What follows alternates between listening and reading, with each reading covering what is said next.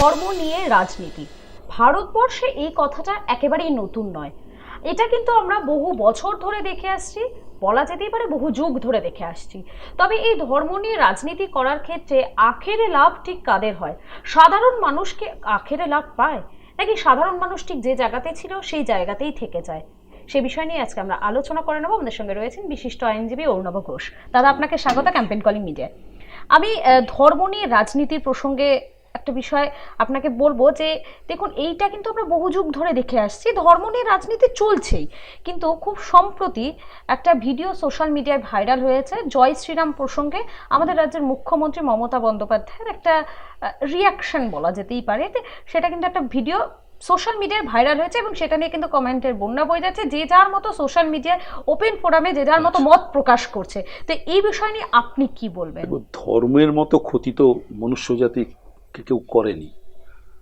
সবচেয়ে বেশি ধর্ম যখন শুরু হয়, প্রফেট শুরু হয় বা যে কোনো, সে বুদ্ধই বলো শঙ্করাচার্যই বলো, তাদের কথাগুলো লোকের ভালো লাগে। আমি একটু গোড়া থেকে বলি, ভালো লাগে, খ্রাইস্টেরও ভালো লেগেছিল। তখন এরা কিন্তু অত লোক ভালো লাগছে, কিন্তু ভালো করে বোঝাবার একটা পৃষ্ঠ হয়ে যায়, সেটা মৌলানা হতে পারে, এবং তারা এটাকে ছোট জায়গায় করার চেষ্টা করে নিজেদের স্বার্থে, এবং এটা না করলে ওটা হবে, ওটা না করলে এটা হবে। কিন্তু প্রফেটটা কোনোদিন বলে যায়নি। যারা ধর্মের প্রথম শুরু করেছিল, জৈন ধর্মই বলো, মহাবীরই বলো, যাকেই বলো, তো এরা এইগুলো করে দেয়। ধর্মের ব্যাখ্যাটা এরা শুরু করে, এবং অশিক্ষিত হওয়ার জন্য এই ধর্মের ব্যাখ্যাটা ওই পর্যায়ে পৌঁছলে। ধর্মের মতো ক্ষতি মনুষ্য জাতি কেউ করেনি আজ অব্দি। এখন আমাদের চিফ মিনিস্টার যাচ্ছিলেন, আমি যা দেখলাম, হঠাৎ কিছু ছেলে বললো কি জয় শ্রীরাম, উনি দাঁড়িয়ে পড়লেন। আচ্ছা, মুখ্যমন্ত্রী এসে তো মুর্দাবাদ বলতে হতে পারে, মুর্দাবাদ, গো ব্যাক, তো আমরা করেছি। বুঝো দিবসে এসেছিল, গো ব্যাক করেছি, বুদ্ধ ভট্টাচার্যকে গো ব্যাক করেছি, মুর্দাবাদ বলেছি। তা বললো গালাগাল দিচ্ছ, জয় শ্রীরামটা গালাগাল আমি জানি না। তাহলে এখন আর তৃণমূলের লোকেরা বোধহয় এমনি ওই শালা ঠালা বলতো, আমরা এক্সট্রা এক্সট্রা যা হতো ওরা বোধহয় বলে না, পরশু বলে জয় শ্রীরাম, মানে গালাগাল হলো ওটা। বাপ তুলে গালাগাল মানে জয় শ্রীরাম, এই লেভেলে নাবিয়ানাটা, এটা খুব মানে উনি নেবে পড়লেন। পালাচ্ছিস কেন বলবে, বলুন পালা। আচ্ছা, চিফ মিনিস্টারকে থেকে পালাবে না? আর যারা তিনজন স্পটে ছিল না তাদের পুলিশ অ্যারেস্ট করে নিল বাড়ি গিয়ে। তা আপনাকে দেখে যদি অ্যারেস্ট হয়ে যায়, আপনাকে যদি কেউ মুখের ওপর কোনো কথা বলে সেই অ্যারেস্ট হয়ে যায়, তো পালাবে সাধারণ মানুষ গ্রামের।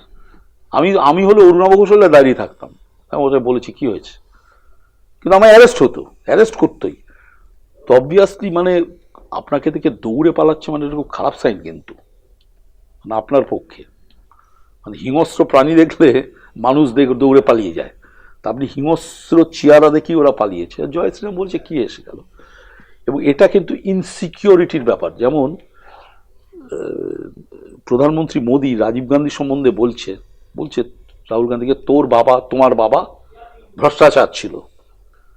ঠিক আছে, যদিও দিল্লি হাইকোর্ট 16 বছর আগে বলেছিল সম্পূর্ণ মিথ্যা অভিযোগ, তারপরে সুপ্রিম কোর্টের লিস্টে লেজেন্ডে সেটা। আমি প্রশ্ন সেখানে না, এগুলো করে লোকে যখন তুমি ছেড়ে, ধরো অনেকে আমি দেখেন না, যে ধরো সিদ্ধার্থ রায়ের বাবার নাম কি কেউ বলতে পারবো না, জ্যোতি বোসের বাবার নাম কি বেশিরভাগ জানে না, চিত্তরঞ্জন দাসের বাবার নাম কে জানে না, সুভাষচন্দ্র বোসের বাবার নাম 90% লোক বলতে পারবে না, গান্ধীর বাবার নাম কে বলতে পারবে না।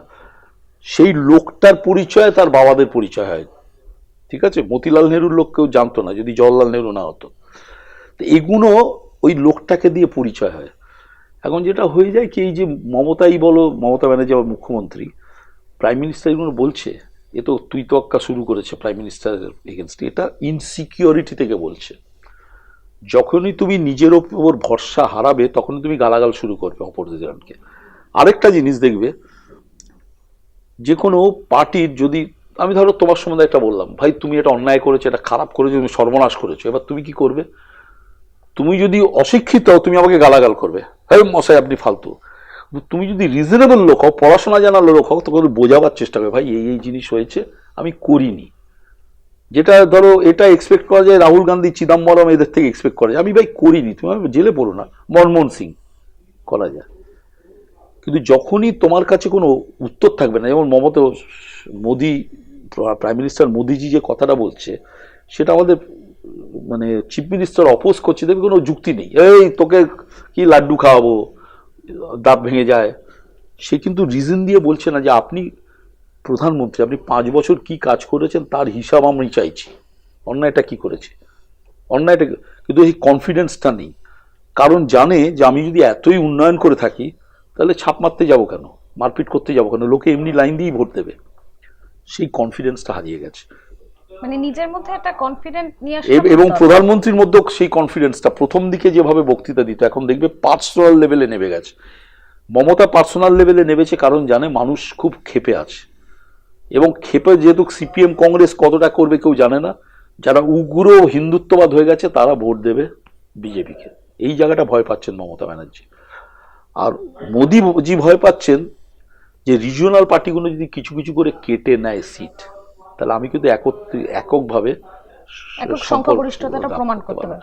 যে একটা বিষয়, এই যে ধর্ম নিয়ে, এটা নিয়ে কিন্তু এ রাজ্যের মুখ্যমন্ত্রী মমতা বন্দ্যোপাধ্যায় এখন বেশ কিছু জনসভায় হোক বা বেশ কিছু জায়গাতে ধর্ম নিয়ে কিন্তু তিনি অনেকটা সময় ব্যয় করছেন, অনেক কথা বলছেন। এইটাই তো খারাপ লাগছে, সেটা আমার কংগ্রেস দলও তো তাই, আমি কংগ্রেস দল এখন আমার নিজের দলও তো তাই। ও হনুমানের ল্যাজ ধরে টানছে, আমার হাত ধরে পা ধরে টানতে হবে, অন্য কিছু ধরে টানবো, মা গলা ধরে। এই যে ধর্ম, জওয়াহরলাল নেহরু তো কোনোদিন মন্দিরে যেতেন না, কোনো মসজিদে কেউ ফটো দেখাতে পারবে না। হ্যাঁ, আমি করবো কেন, আমার ইলেকশন আমি মসজিদে ঢুকিনি। রাজবাব্বর এসে বললো যে তুমি চলো মসজিদে, না আমি মসজিদেও ঢুকবো না, মন্দিরেও ঢুকবো না। দেখবে যখনই ভগবানের ওপর আমরা কখন রিলাই করি, যখন আমি নিজেকে দুর্বল মনে করি, দেখবে প্রথমেই আগে ডাকাতরা ওই কালী পুজো দিয়ে তারপর ডাকাতি করতে যেত, এখন তারাপীঠে পুজো দিয়ে ভোট চাইতে যায়। মানে ওটা একরকম ভাব। আজ আমি যদি, অনেকে আছে না ভগবান ছাড়া কাউকে ভয় পাই না, আরে আমি যদি কোনো অন্যায় না করি আমি ভগবানকেও ভয় পাবো কেন? এই জায়গাটা কোথাও ইনসিকিউরিটিতে ভুগছে, ইনসিকিউরিটি। এবং আরেকটা জিনিস যেটা আমি ফিল করি, যেটা power without education is dangerous. Education মানে political education, power without education. এবং এই দুজনই, মোদিজি এবং মমতা, যে ইনিশিয়াল গ্রোয়িং আপ, এইটা বড় হওয়াটা, এটা খুব অনিশ্চয়তার মধ্যে হয়েছে। যার জন্য দেখবে রাহুল গান্ধী প্রাইম মিনিস্টার হলো না হলো, বা অন্য কেউ, জ্যোতিপ্রিয় কি সিন্ধিয়া, যে এদের গায়ে লাগে না, হলো হলো, আজ না হোক কাল হবো বা হবো না, তাতে কি হলো? ভারতবর্ষ তো আমার লোকের নাম জানে। অটল বিহারী বাজপেয়ী প্রাইম মিনিস্টার না হলেও কেউ নাম জানতো না? নাম জানতো। মধুলি মায়ের নাম সবাই জানে, কি রামমোহন লোহিয়ার নাম কি জানতো না? পার্লামেন্টেই জানে। তারাও কোনোদিন ভাবেনি কি প্রাইম মিনিস্টার। এটা হলো ইনসিকিউরিটি। মমতা ব্যানার্জিও জানে, মোদিজিও জানে যে কাল প্রাইম মিনিস্টার বা চিফ মিনিস্টার আমি না থাকলে আজকের এই প্রতাপ থাকবে না। সুতরাং তখন এই ব্যাপার, মানে সবই কি ক্ষমতা ধরে রাখার লক্ষ্যে? ক্ষমতাটাই শেষ কথা এদের। তুমি ক্ষমতা ছাড়া এদের বলো তো গল্প লিখতে পারবে? একটা পলিটিক্যাল এসে লিখতে বলো, পারবে? সৌমেন্দ্রনাথ ঠাকুর, রবীন্দ্রনাথ ঠাকুরের ভাইপো না কি ছিল, সে তো কোনোদিন জেতেনি। তার লেখা তো আমরা পড়েছি ছোটবেলায়, অসাধারণ লেখা, পলিটিক্যাল লেখা, কোনোদিন জেতেনি।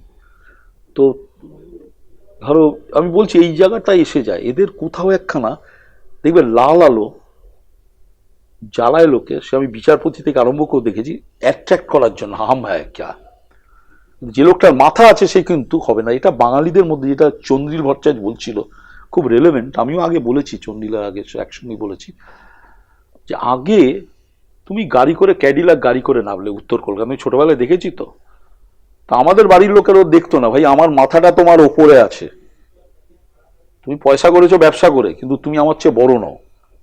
সেই ফিলিংটা চলে গেছে। এখন সোনার হার, হাতে বালা, হাতে রোলেস করি, এটা হলো স্ট্যাটাস সিম্বল, লাল লালও এইটা। আমি যে বিষয়টা দিয়ে শুরু করেছিলাম অনুষ্ঠানটা, যে ধর্ম নিয়ে রাজনীতি করার ক্ষেত্রে আখেরে লাভ কাদের হয়? সাধারণ মানুষের কি এতে কোনো কোনো লাভ বা লোকসান? সাধারণ মানুষ হলো উলু খাগড়া। এই যে সাধারণ মানুষ বলতে কাদের বলছে? যারা বোঝে না তো, মোদি মোদি মোদি সামনে করে যাচ্ছে, ওদিকে সব কাচ্চা বাচ্চা নিয়ে মমতা ব্যানার্জির মিটিং এ দিই, কাজে কি বলছে, কি বোঝে তারা? পয়সা দিয়ে আনা হয়েছে, বুঝেছে। তোমার শুনতে খারাপ লাগে, প্লেটোর সেই সক্রেটিসের এতেই বলেছিল যে ডেমোক্রেসি, জাহাজকে যদি, যে জাহাজের ব্যাপারটা না জানে, ক্যাপ্টেন, তাকে দিয়ে যদি জাহাজের ডেমোক্রেসি বাঁচাতে লোকেদের, জাহাজের যাত্রীদের বলো আপনারা চালান, অ্যাক্সিডেন্ট হতে বাধ্য। আমাদের দেশের ডেমোক্রেসিটা কিন্তু সেই দিকে যাচ্ছে। তুই প্লেন চালাবে, যাত্রীরা বললো আমরা মেজরিটি আমরা প্লেন চালাবো, মানে অ্যাক্সিডেন্ট করবি। যে লোকটা যেখানে স্পেশালাইজড, হ্যাঁ, আমি নৌকো চালাতে পারি না, আমি যদি নৌকো চালাতে আমি ডুবিয়ে দেবো। নৌকোর লোকটা কিন্তু আমার থেকে হয়তো পড়াশোনায় কম, কিন্তু নৌকো চালানোর যে শিক্ষা সে আমার চেয়ে বেশি, তাকে আমি রেসপেক্ট করবো তার স্পেয়ারে।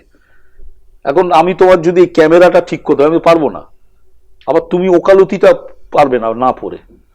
এটা যে যার নিজের স্পেয়ার আছে, সেইখানেই রাজনীতিবিদরা ভয় পায় যে যে আমার নিজস্ব ক্যালিবার দিয়ে মাথাটা দিয়ে আমি রেসপেক্ট আদায় করেও পারবো না। বললাম তো লিখতে বলো না, এদের লিখতে বলো, এক পাতা লিখতে বলো, সব বক্তৃতারায় তো লিখতে বলো, বেশিরভাগ লোকই পারবে না।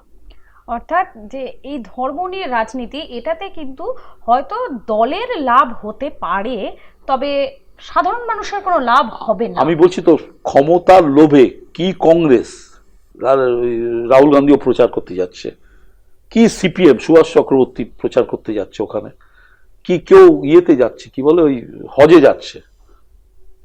এটা বলে করে এই কারণে যে আমি যাতে দলীয় ক্ষমতাটা কাজে পাই।